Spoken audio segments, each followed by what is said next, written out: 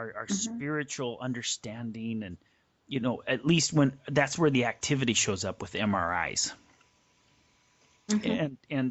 And the most beautiful part of this is when we do an MRI scan and somebody is in a state of fear, the cerebral frontal cortex, the higher reasoning, is shut off.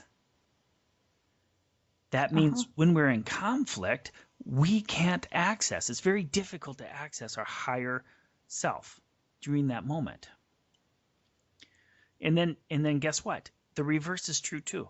When we are in a state of higher consciousness, our limbic system has fallen quiet. Uh-huh. So which means it's much more difficult to be in a state of fear when you're in higher consciousness.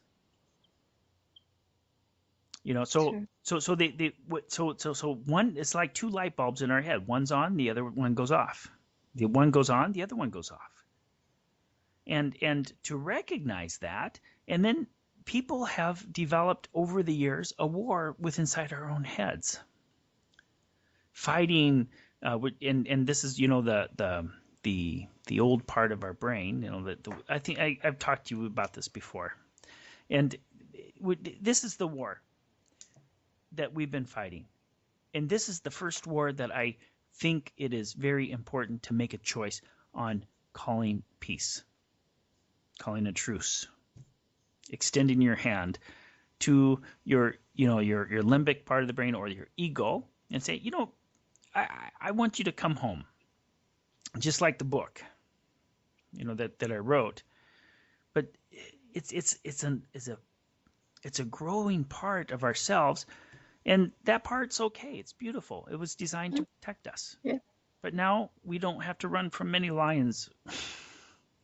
But the thing is, we resort to that part of the brain when we have no resources to us. And that's also externally with food and shelter, protection. All of these are perceived as threats. And so what do? Well, we go back to our primal brain and we start defending ourselves. So coming into peace with that, starting to work together with that, so our higher reasoning doesn't have to shut off, which is cool. I mean, anyway, that's the work that I start with. Ah, yes. Yeah, so it's exciting. I enjoy this work. Oh, it's great. So hopefully something can be done, and hopefully you come and visit us. Oh, I would love that. I really would. I'll bring my wife and my child. Oh, it's He's one. How many children you have? I have one child. He's One. 14. He's 14. He'll be Four. 15 this Wow. year, and he's helping me go through adolescence again. And this time, I promise I'll do adolescence correctly. I have my second opportunity. That's great. That's great. They are wonderful, and at the same time, they are big challenge of life. Yeah. No, he's. The only thing that I'm raising him on is one principle, Hmm. and that is respect. That's it. I just whatever it is Yeah. about, it's about respect. But of course, you can remember that many places we go there, that we see respect. They cannot respect. They cannot respect. They see some principle, they see some laws, they see some people, they see some logics that they don't believe it, and they don't respect it. Mhm. And it is very hard if they need more than that. Mhm. We have to talk about that later. Well, actually, Otherwise, I disagree because that's on the external. I agree with that, but the respect on the inside as well. respect themselves, or that's different. Yes. See, and that's what I every time I offer a punishment, I'll say, in this is what I do. I turn it around. I'll say, Stephen, you asked for this punishment because you said, okay, you're searching for your parameters in life.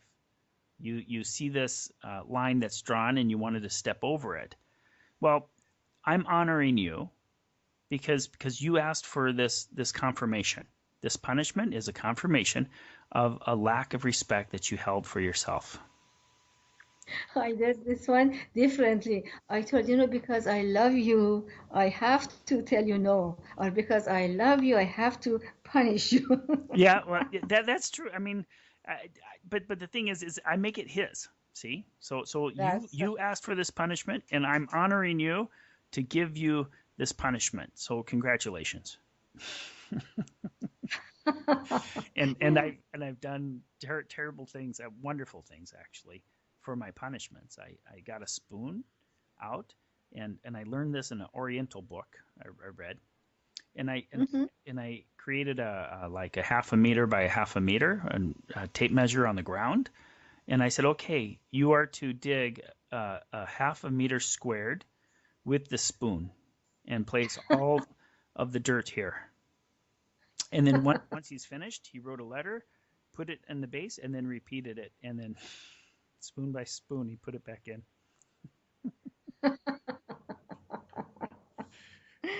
I hope that everybody has find some way.